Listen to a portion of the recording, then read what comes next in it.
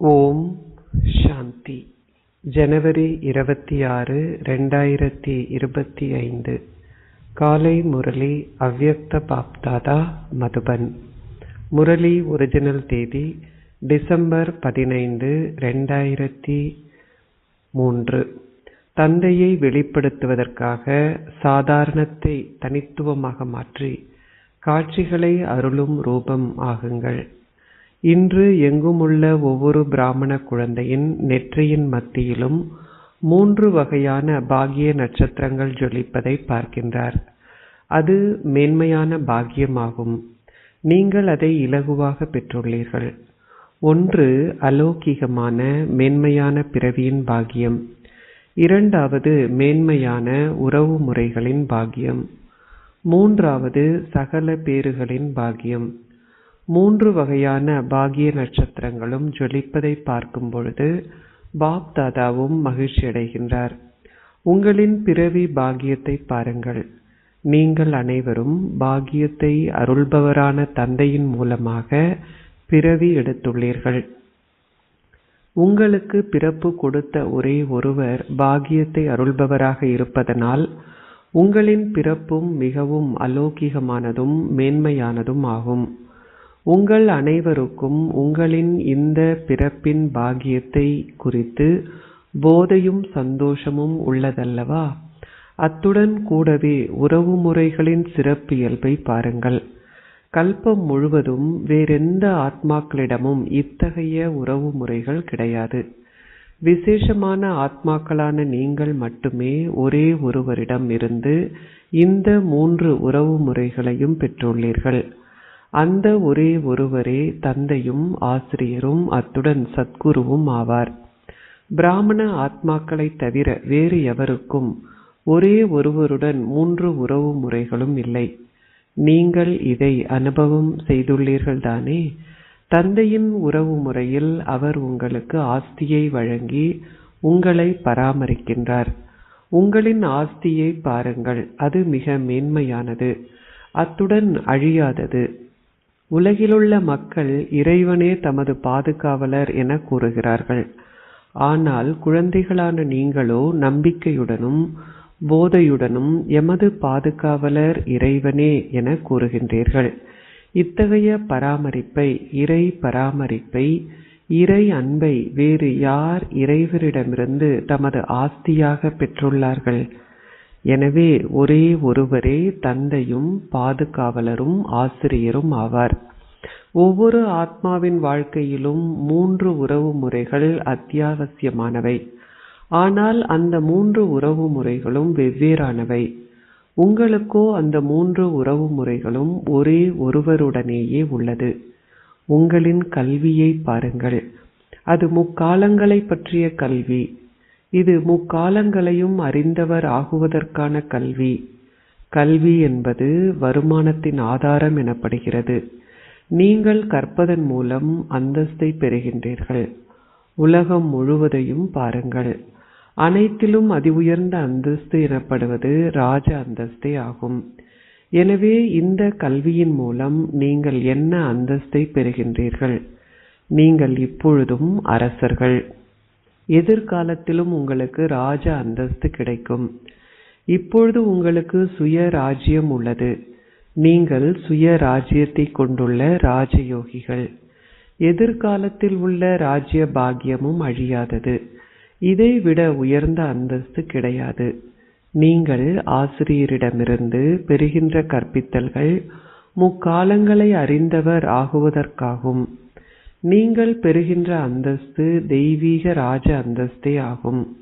உங்களின் பிராமண வாழ்க்கையில் தவிர உங்களில் எவரும் தமது ஆசிரியருடன் இத்தகைய உறவு முறையை கொண்டிருந்ததில்லை. இனிமேலும் கொண்டிருக்கப் போவதும் இல்லை. அத்துடன் கூடவே சத்குருவின் உறவு முறை. நீங்கள் சத்குருவிடமிருந்து ஸ்ரீமத்தை பெறுகின்றீர்கள். இந்த ஸ்ரீமத் இன்றும் பக்தி மார்க்கத்தில் நினைவு கூறப்படுகிறது. நாம் எதன் அடிப்படையில் ஒவ்வொரு அடியையும் எடுத்து வைக்கின்றோம் என நீங்கள் நம்பிக்கையுடன் கூறுகின்றீர்கள். நீங்கள் ஸ்ரீமத்தின் அடிப்படையிலேயே ஒவ்வொரு அடியையும் எடுத்து வைக்கின்றீர்கள். சோதித்து பாருங்கள். உங்களின் ஒவ்வொரு அடியும் ஸ்ரீமத்திற்கு ஏற்ப இருக்கிறதா? நீங்கள் பாக்கியத்தை பெற்றுள்ளீர்கள். உங்களின் வாழ்க்கையில் இந்த பாக்கியம் என்ற பேற்றை நீங்கள் அனுபவம் செய்துள்ளீர்களா? உங்களின் ஒவ்வொரு அடியும் ஸ்ரீமத்திற்கு ஏற்ப உள்ளதா? அல்லது உங்களின் மனதின் கட்டளைகளும் மற்றவர்களின் கட்டளைகளும் சில நேரங்களில் அத்துடன் கலந்து விடுகின்றதா? இதை இனம் கண்டு கொள்வது என்றால் ஒவ்வொரு அடியும் ஸ்ரீமத்திற்கு ஏற்ப இருந்தால் நீங்கள் ஒவ்வொரு அடியிலும் பல மில்லியன்களை சேகரிப்பதை அனுபவம் செய்வீர்கள். உங்களின் அடிச்சுவடுகள் ஸ்ரீமத்திற்கு ஏற்ப இருந்தால் இலகு வெற்றி கிடைக்கும்.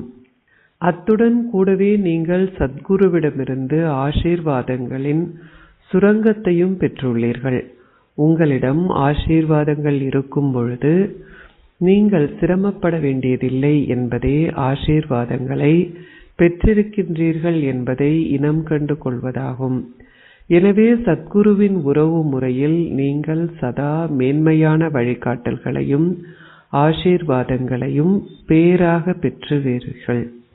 இந்த இலகுவான பாதையின் சிறப்பு இயல்பு என்னவென்றால், ஒரே ஒருவருடன் நீங்கள் 3 உறவு முறைகளையும் கொண்டிருக்கும் பொழுது அந்த ஒரே ஒருவரை நினைவு செய்வது இலகுவாக இருக்கும். 3 பேற்றையும் தனித்தனியாக நினைவு செய்ய வேண்டிய அவசியமில்லை. இதனாலேயே நீங்கள் அனைவரும் வேறு எவருமன்றி ஒரே ஒரு பாபா என கூறுகின்றீர்கள். ஒரே ஒருவரில் விசேஷமான உறவு முறைகள் அடங்கி இருப்பதால் அது இலகுவானது. எனவே உங்களின் பாக்கிய நட்சத்திரங்கள் ஜொலிக்கின்றனவா? ஏனென்றால் நீங்கள் அனைவரும் தந்தையிடமிருந்து பேறுகளை பெற்றுள்ளீர்கள். 3வது பாக்கிய நட்சத்திரம் சகல பேறுகளுக்கும் உரியது. ஞாபகார்த்தம் உள்ளது. பிராமணர்களின் பொக்கிஷ களஞ்சியத்தில் எந்த குறையும் இல்லை. உங்களின் பொக்கிஷ களஞ்சியங்களை நினைவு செய்யுங்கள். இத்தகைய பொக்கிஷங்களை அல்லது சகல பேறுகளையும் வேறு யாரிடமிருந்தாவது பெறுவது சாத்தியமா? எனது பாபா என உங்களின் இதயபூர்வமாக நீங்கள் சொன்ன உடனேயே பொக்கிஷங்களின் உங்கள் முன்னால் வந்துவிடும். ஆகவே இத்தகைய மேன்மையான பாக்கியம் சதா உங்களின் விழிப்புணர்வில் இருக்கட்டும். அது வரிசை கிரமமானது. ஒவ்வொரு குழந்தையும் பல மில்லியன்களில் ஒருவராக இருப்பதால் பாப்தாதா இப்பொழுது குழந்தைகளான உங்கள் அனைவரையும் வரிசை கிரமமாக அன்றி முதலாம் இலக்கத்தவர் ஆக வேண்டும் என விரும்புகின்றார். ஆகவே உங்களையே கேட்டு பாருங்கள், நீங்கள் வரிசை கிரமம் ஆனவர்களா அல்லது முதலாம் இலக்கத்தவரா? நீங்கள் எத்தகையவர்? ஆசிரியர்களே, நீங்கள் முதலாம் இலக்கத்தவரா அல்லது வரிசை கிரமமானவர்களா? பாண்டவர்களே, நீங்கள் முதலாம் இலக்கத்தவரா அல்லது வரிசை கிரமமானவர்களா? நீங்கள் எத்தகையவர்? நீங்கள் முதலாம் இலக்கத்தவர் என்றும் எப்பொழுதும் இப்படியே இருப்பீர்கள் என்றும் நினைப்பவர்கள் இன்று நீங்கள் முதலாம் இலக்கத்தவராகவும் நாளை வரிசை கிரமமாக இருப்பவர்களில் ஒருவராகவும் ஆகுவதில்லை. தமது புத்திகளில் தந்தை பிரம்மாவை பின்பற்றுவதில் முதலாம் இலக்கத்தவராக இருப்பீர்கள் என்ற இத்தகைய நம்பிக்கை கொண்டவராக இருந்து சதா முதலாம் இலக்கத்தவராக இருப்பவர்கள் உங்களின் கைகளை உயர்த்துங்கள். நீங்கள் அத்தகையவர்களா? செய்ய வேண்டும் என்பதற்காக உங்களின் கைகளை உயர்த்தாதீர்கள். கவனமாக கருதிய பின்னர் அவற்றை உயர்த்துங்கள். அவற்றை உயர்த்துங்கள். நீங்கள் அவற்றை அரைவாசி மட்டும் உயர்த்தினால் நீங்களும் அரைவாசியே இருப்பீர்கள். உங்களில் பலர் உங்களின் கைகளை உயர்த்தி உள்ளீர்கள். பாருங்கள், தாதி அவர்களை பார்த்தாரா? இப்பொழுது முதலாம் இலக்கத்தவர்களிடம் இருந்து கணக்கு வழக்கு வாங்கிக் கொள்ளுங்கள். ஆம் ஜனக், கணக்கு வழக்கை பெறுங்கள். இரட்டை வெளிநாட்டவர்கள் அவற்றை உயர்த்தினார்களா? கைகளை உயர்த்துங்கள். நீங்கள் முதலாம் இலக்கத்தவரா? உங்களை கைகளை உயர்த்தியதன் மூலம் நீங்கள் பாப்தாதாவின் இதயத்தில் மகிழ்ச்சியை ஏற்படுத்தினீர்கள். வாழ்த்துக்கள். அச்சா, உங்களின் கைகளை உயர்த்தினீர்கள் என்றால் உங்களுக்கு தைரியம் உள்ளது என்று அர்த்தம். உங்களுக்கு தைரியம் இருந்தால் பாப்தாதா உங்களின் உதவியாளராக இருப்பார். எவ்வாறாயினும் இப்பொழுது பாப்தாதா எதனை விரும்புகின்றார்? நீங்கள் முதலாம் இலக்கத்தவர், அது சந்தோஷமான விஷயம். ஆனால் பாபா உங்களுக்கு சொல்லட்டுமா? ஆனால் என்ன? அல்லது ஆனால் என்பது இல்லையா? எவ்வாறாயினும் பாப்தாதாவிடம் ஓர் ஆனால் உள்ளது. அனைத்துமே உங்களின் மனதில் அமிழ்ந்திருப்பதையும், ஆனால் அது உங்களின் மனதில் மட்டுமே இருப்பதையும், உங்களின் முகங்களிலும் நடத்தையிலும் அது வெளிப்படாமல் இருப்பதையுமே பாப்தாதா பார்த்தார். இப்பொழுது பாப்தாதா உங்களின் நடத்தையிலும் உங்களின் முகத்திலும் முதலாம் இலக்க ஸ்திதியை பார்க்க விரும்புகின்றார். இப்பொழுது காலத்திற்கு ஏற்ப முதலாம் இலக்கத்தவர் என கூறுபவர்கள் தமது ஒவ்வொரு செயல்களின் மூலமாகவும் காட்சிகளை அருளும் ரூபங்களாக தென்பட வேண்டும். நீங்கள் காட்சிகளை அருளும் ரூபங்கள் என்பது உங்களின் முகங்களில் புலப்பட வேண்டும். கடைசி பிறவியிலும் இறுதிக்கால பகுதியிலும் உங்களின் உயிரற்ற விக்கிரகங்கள் காட்சிகளை அருளும் ரூபங்களாக அனுபவம் செய்யப்படுகின்றன. ஆகவே உயிர் வாழும் ரூபத்திலும் நீங்கள் தந்தை பிரம்மாவை பௌதீக ரூபத்தில் கண்டீர்கள். அவர் பின்னரே தேவதை ஆகினார். ஆனால் பௌதீக ரூபத்தில் இருந்த போதும் உங்கள் அனைவராலும் எதை காணக்கூடியதாக இருந்தது? அவர் சாதாரணமானவராக தோன்றினாரா? அவரின் கடைசி 84வது பிறவியிலும் அவரின் வயதான காலத்தில் அவருக்கு 60 வயதாக இருந்த போதும் ஆரம்பத்தில் இருந்து இறுதி வரை அவர் காட்சிகளை அருளும் ரூபமாக இருந்ததை நீங்கள் கண்டீர்கள். நீங்கள் இதை அனுபவம் செய்தீர்கள் தானே? நீங்கள் இதை பௌதீக ரூபத்தில் அனுபவம் செய்தீர்கள் தானே? முதலாம் இலக்கத்தவராக இருப்பதற்காக தமது கைகளை உயர்த்தியவர்களுக்கும் அதை போன்றே இருக்க வேண்டும். நீங்கள் இதை தொலைக்காட்சிகளில் பதிவு செய்தீர்கள் தானே? பாப்தாதா உங்களின் ஃபைலை பார்ப்பார். பாபாவிடம் ஒரு ஃபைல் உள்ளதல்லவா? எனவே இப்பொழுதிலிருந்து உங்களின் ஒவ்வொரு செயல்களிலும் இது அனுபவம் செய்ய வேண்டும்.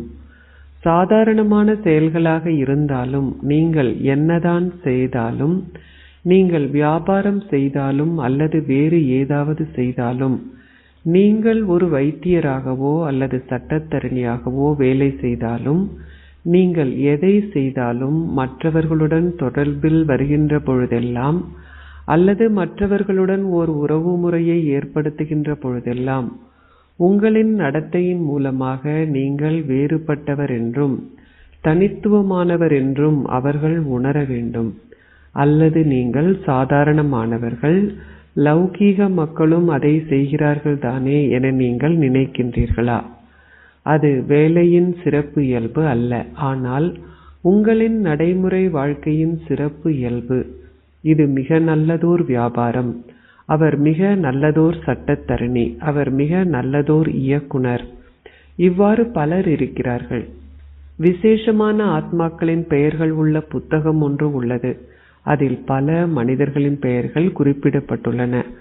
அவ்வாறு பலர் இருக்கிறார்கள்.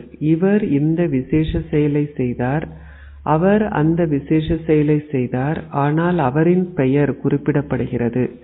எவ்வாறாயினும் உங்களின் கைகளை உயர்த்தியவர்கள், உண்மையில் நீங்கள் அனைவரும் கைகளை உயர்த்தி இருக்க வேண்டும். ஆனால் அவற்றை உயர்த்தியவர்கள், நீங்கள் அவற்றை உயர்த்தவே வேண்டும். உங்களின் நடைமுறை நடத்தையில் ஒரு மாற்றத்தை மக்கள் பார்க்க வேண்டும். இந்த சப்தம் இன்னமும் வெளிப்படவில்லை. நீங்கள் தொழிற்சாலையில் இருந்தாலும் அல்லது வேலை செய்தாலும், ஒவ்வொரு ஆத்மாவும் சாதாரணமான வேலை செய்யும் போதும் இவர் காட்சிகளை அருளும் ரூபமாக இருக்கின்றார் என சொல்ல வேண்டும். இது சாத்தியமா?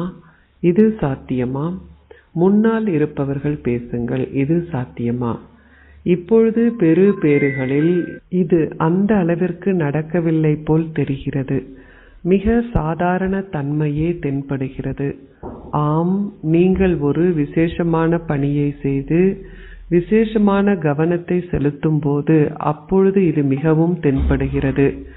எவ்வாறாயினும் உங்களுக்கு தந்தையிடம் அன்பு உள்ளது. உங்களுக்கு தந்தையிடம் அன்பு உள்ளதல்லவா? எத்தனை சதவிகிதம்? ஆசிரியர்களே, உங்களின் கைகளை உயர்த்துங்கள். ஆசிரியர்கள் பலர் வந்துள்ளனர். இது சாத்தியமா? அல்லது நீங்கள் சில நேரங்களில் சாதாரணமானவராகவும் சில நேரங்களில் விசேஷமானவராகவும் இருக்கின்றீர்களா? நீங்கள் எந்த ஒரு பணியை செய்யும் பொழுதும் வெளிப்படுகின்ற வார்த்தைகள், அதாவது உங்களின் மொழி அலௌகிகமாக இருக்க வேண்டும், சாதாரணமான மொழியாக இருக்கக்கூடாது. பாப்தாதாவிற்கு இப்பொழுது குழந்தைகள் அனைவரின் மீதும் இந்த மேன்மையான நம்பிக்கை உள்ளது. பின்னர் தந்தையை வெளிப்படுத்துதல் இடம்பெறும். உங்களின் செயல்கள், நடத்தை, முகங்கள் இயல்பாகவே இதை வெளிப்படுத்தும். இது சொற்பொழிவுகளின் மூலம் வெளிப்படுத்தப்பட முடியாது. சொற்பொழிவுகளில் நீங்கள் ஓர் அம்பை எய்துகின்றீர்கள், ஆனால் உங்களை அப்படி ஆக்கியவர் யார் என்பது வெளிப்படுத்தப்பட வேண்டும். அவர்களே தேடி வருவார்கள். உங்களை யார் இப்படி ஆக்கியது என அவர்களே கேட்பார்கள். படைப்பு படைப்பவரை வெளிப்படுத்தும். எனவே இந்த வருடம் நீங்கள் என்ன செய்வீர்கள்? கிராமங்களில் சேவை செய்யும்படி தாதி உங்களுக்கு கூறியிருக்கின்றார். நீங்கள் அதை செய்யலாம். ஆனால் பாப்தாதா இப்பொழுது இந்த மாற்றத்தை பார்க்க விரும்புகின்றார். ஒரு வருடத்தில் இதை செய்வது சாத்தியமா? ஒரு வருடத்தில். அடுத்த முறை பாபாவின் சந்திப்புகள் ஆரம்பமாகும் பொழுது இந்த வேறுபாடு தென்பட வேண்டும். பெரும் மாற்றம் ஏற்பட்டுள்ளது என்ற ஒளி சகல நிலையங்களில் இருந்தும் வெளிப்பட வேண்டும். அப்பொழுது நீங்கள் இந்த பாடலை பாடுவீர்கள். பரிவர்த்தன் பரிவர்த்தன், மாற்றம் மாற்றம். உங்களிடம் உள்ள பாக்கியத்தின் முன்னால் சாதாரண வார்த்தைகள் சரியாக தென்படவில்லை. இதற்கான காரணம் நான் என்பதே. இந்த நான், நான் என்ற உணர்வு, நான் என்ன நினைக்கின்றேனோ, நான் என்ன கூறுகின்றேனோ, நான் என்ன செய்கின்றேனோ அது மட்டுமே சரி. நான் என்ற இந்த உணர்வால் அகங்காரமும் அத்துடன் கோபமும் உள்ளன. இரண்டும் தமது சொந்த பணியை செய்கின்றன. அது தந்தையின் புனித பிரசாதமாக இருக்கும் பொழுது எங்கிருந்து நான் என்பது வந்தது? புனிதமான பிரசாதத்திற்கு யாராவது எனது என்று கூற முடியுமா? உங்களிடம் புத்தி இருக்கும் பொழுது, உங்களிடம் ஒரு நிபுணத்துவம் அல்லது சிறப்பு இயல்பு இருக்கும் பொழுது பாப்தாதா அந்த சிறப்பு இயல்பிற்கும் புத்திக்கும் நன்றி கூறுகின்றார். ஆனால் உங்களுக்கு நான் என்ற உணர்வு வரக்கூடாது. அப்பொழுது நான் என்ற இந்த உணர்வை முடித்து விடுங்கள். நான் என்ற இந்த உணர்வானது சூட்சுமமானது. அலௌகிக வாழ்க்கையில் நான் என்ற இந்த உணர்வானது உங்களை காட்சிகள் அருளும் ரூபமாக வர அனுமதிக்காது. எனவே தாதிகள் என்ன நினைக்கின்றீர்கள்? இந்த மாற்றம் சாத்தியமா? இது சாத்தியமா? 3 பாண்டவர்களும் கூறுங்கள். நீங்கள் மூவரும் விசேஷமானவர்கள் தானே? நீங்கள் மூவரும் கூறுங்கள். இது சாத்தியமா? இது சாத்தியமா? சாத்தியமா? அச்சா, இப்பொழுது இதில் கமாண்டர் ஆகுங்கள். வேறு எதிலும் கமாண்டர் ஆகாதீர்கள். மாற்றத்தின் கமாண்டர் ஆகுங்கள். மதுபனை சார்ந்தவர்கள் இப்படி ஆகுவீர்களா? நீங்கள் இப்படி ஆகுவீர்களா? மதுபனை சார்ந்தவர்கள் உங்களின் கைகளை உயர்த்துங்கள். அச்சா, நீங்கள் இப்படி ஆகுவீர்களா? பம்பாயை சார்ந்தவர்கள் உங்களின் கைகளை உயர்த்துங்கள். பார்லே நிலையத்தை சார்ந்த யோகிபன் அங்கே அமர்ந்திருக்கின்றார். பம்பாயை சார்ந்தவர்கள் இப்படி ஆகுவீர்களா? நீங்கள் இப்படி ஆகுவதாக இருந்தால் உங்களின் கைகளை உயர்த்துங்கள். அச்சா, டெல்லியை சார்ந்தவர்கள் உங்களின் கைகளை உயர்த்துங்கள். டெல்லியை சார்ந்தவர்கள் இதை செய்தீர்களா? ஆசிரியர்களே பேசுங்கள். கவனமாக இருங்கள். பாப்தாதா ஒவ்வொரு மாதமும் அறிக்கையை கேட்பார். உங்களுக்கு இந்த தைரியம் உள்ளதல்லவா? வாழ்த்துக்கள். இந்தோரை சார்ந்தவர்களே உங்களின் கைகளை உயர்த்துங்கள். இந்தோரை சார்ந்த ஆசிரியர்களே உங்களின் கைகளை உயர்த்துங்கள். ஆசிரியர்கள் இதை செய்வீர்களா? இந்தோர் இதை செய்வீர்களா? உங்களின் கைகளை அசையுங்கள். நீங்கள் அனைவரும் கையசைக்கவில்லை. நீங்களும் இதை செய்து மற்றவர்களும் அதை செய்ய தூண்டுவீர்களா? தாதிகளே பாருங்கள். நீங்கள் அதை தொலைக்காட்சிகளில் பார்க்கின்றீர்கள். குஜராத்தை சார்ந்தவர்களே உங்களின் கைகளை உயர்த்துங்கள். குஜராத் இதை செய்யுமா? உங்களின் கைகளை அசைப்பது இலகுவானது. இப்பொழுது நீங்கள் உங்களின் மனதை அசைக்க வேண்டும். அந்த துன்பங்கள் அனைத்தையும் பார்க்கும் பொழுது உங்களுக்கு கருணை பிறக்கவில்லையா? இப்பொழுது மாற்றம் ஏற்பட்டால் நல்லது தானே? இப்பொழுது வெளிப்படுத்துகைக்கான திட்டம் உங்களின் நடைமுறை வாழ்க்கையாகும். எவ்வாறாயினும் நீங்கள் செய்யும் நிகழ்ச்சிகள் உங்களை மும்முரமாக வைத்திருப்பதற்கு மிகவும் நல்லது. ஆனால் உங்களின் நடத்தையின் மூலமாகவும் முகத்தின் மூலமாகவும் வெளிப்படுத்துதல் இடம்பெறும். ஏதாவது பிராந்தியம் விடுபட்டுள்ளதா? உத்தரப்பிரதேசத்தை சார்ந்தவர்கள் உங்களின் கைகளை உயர்த்துங்கள். உத்தரப்பிரதேசத்திலிருந்து வெகு சிலர் வந்துள்ளார்கள். அச்சா, உத்தரப்பிரதேசம் இதை செய்யுமா? மகாராஷ்டிரத்தை சார்ந்தவர்கள் உங்களின் கைகளை உயர்த்துங்கள், உயரே உயர்த்துங்கள். அச்சா, மகாராஷ்டிரா இதை செய்யுமா? வாழ்த்துக்கள். ராஜஸ்தான், உங்களின் கைகளை உயர்த்துங்கள். ஆசிரியர்களே, உங்களின் கைகளை அசையுங்கள். கர்நாடகா, உங்களின் கைகளை உயர்த்துங்கள். அச்சா, கர்நாடகாவை சார்ந்தவர்கள் இதை செய்வீர்களா? ஆந்திர பிரதேசத்தை சார்ந்தவர்கள் உங்களின் கைகளை உயர்த்துங்கள். ஓகே, நாம் இந்த உரையாடலை செய்தோம். இரட்டை வெளிநாட்டவர்களே, உங்களின் கைகளை உயர்த்துங்கள். ஜெயந்தி எங்கே? இரட்டை வெளிநாட்டவர்கள் இதை செய்வீர்களா? இப்பொழுது பாருங்கள், நீங்கள் இதை ஒன்று கூடலில் கூறியுள்ளீர்கள். நீங்கள் அனைவரும் மிக நல்ல தைரியத்தை காட்டியுள்ளீர்கள். அதற்காக பல மில்லியன் மடங்கு பாராட்டுகள். வெளியில் உள்ளவர்களும் பாபா கூறுவதை கேட்டுக்கொண்டிருக்கிறார்கள். தமது நாடுகளில் இருந்தும் மக்கள் கேட்டுக்கொண்டிருக்கிறார்கள். அவர்களும் தமது கைகளை உயர்த்துகிறார்கள். பொதுவாக மேன்மையான ஆத்மாவின் ஒவ்வொரு வார்த்தையும் சத்தியமான வார்த்தை என்று கூறுவார்கள். மகாராஜா, அதாவது பிராமண பூஜாரி சொல்வதெல்லாம் உண்மை அவர்கள் கூறுவார்கள். எனவே நீங்கள் மகாராஜாக்கள். உங்களின் ஒவ்வொரு வாசகத்தை கேட்கும் பொழுதும் அவர்கள் தமது இதயங்களில் இது சத்திய வார்த்தை என்று உணர வேண்டும். உங்களின் மனம் அதிக அளவால் நிறைந்துள்ளது. உங்களின் மனதில் என்ன உள்ளது என்பதை பார்ப்பதற்கு பாப்தாதாவிடமும் ஒரு தொலைக்காட்சி உள்ளது. இங்கே இந்த தொலைக்காட்சி வெளி முகங்களை மட்டுமே காட்டுகிறது. ஆனால் ஒவ்வொரு கணமும் உங்களின் மனங்களில் நிலையை பார்ப்பதற்கு பாப்தாதாவிடம் ஒரு கருவி உள்ளது. எனவே உங்களின் மனங்களில் அதிக அளவு புலப்படுகிறது. உங்களின் மனங்களை அவர் தொலைக்காட்சிகளில் பார்க்கும் பொழுது அவர் மிக்க மகிழ்ச்சி அடைகின்றார். உங்களிடம் அதிக அளவு பொக்கிஷங்கள் உள்ளன, அதிக அளவு சக்திகள் உள்ளன. எவ்வாறாயினும் அது உங்களின் செயல்களில் வரும் பொழுது கொள்ளளவிற்கு ஏற்பவே உள்ளது.